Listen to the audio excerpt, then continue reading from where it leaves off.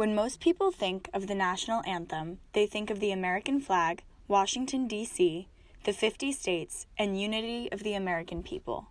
For some, the flag and the anthem also represent the military and veterans and all that they do to help serve our country.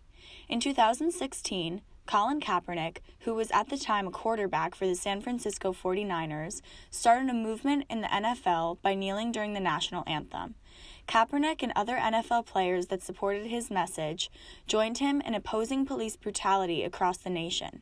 Some networks like ABC reported on Kaepernick's message and mentioned his efforts to create change beyond just kneeling during the anthem. Protest by Colin Kaepernick.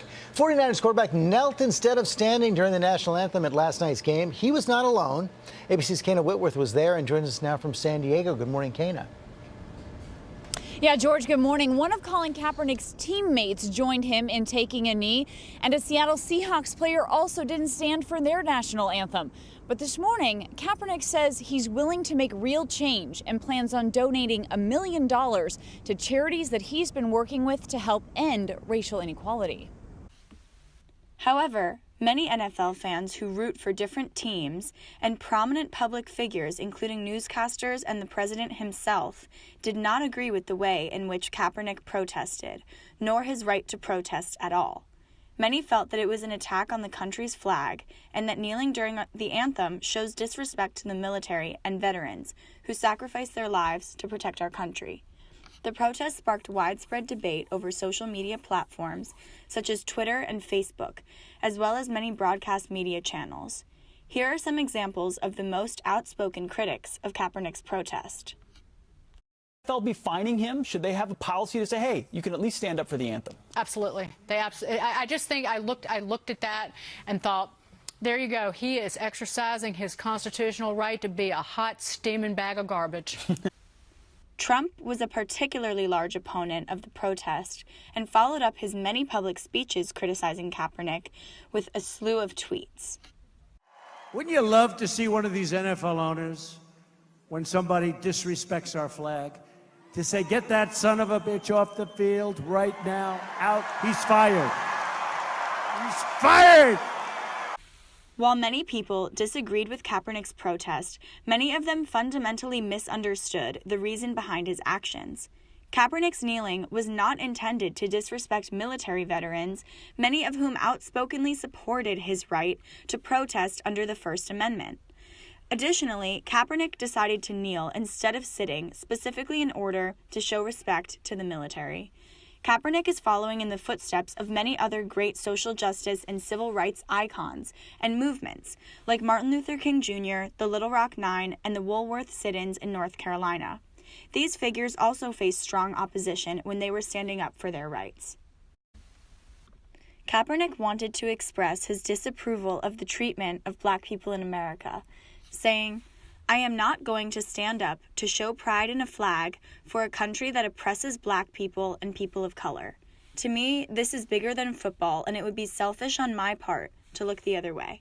There are bodies in the street and people getting paid leave and getting away with murder. When interviewed, Kaepernick expanded on his decision.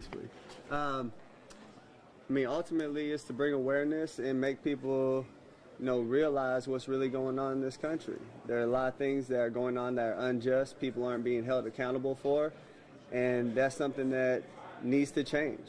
That's something that, this country stands for freedom, liberty, justice for all, and it's not happening for all right now. After opting out of his contracts in 2017, Kaepernick paid a price for expressing his views.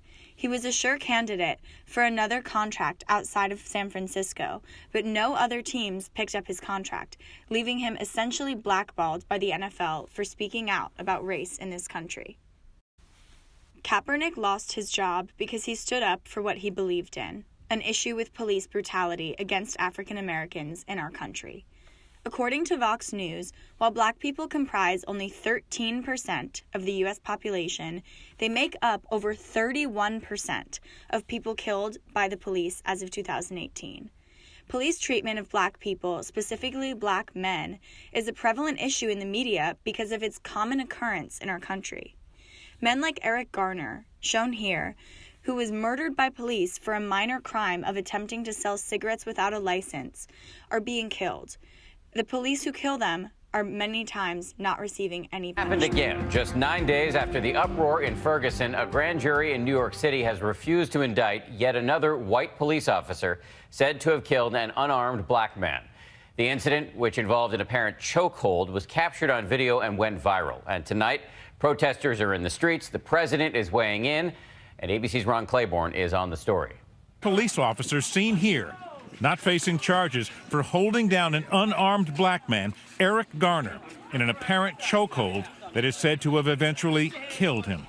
The motive of the protest was to spark conversation surrounding the Black Lives Matter movement and to call attention to the discrepancy between America's supposed values and the realities of living in this nation.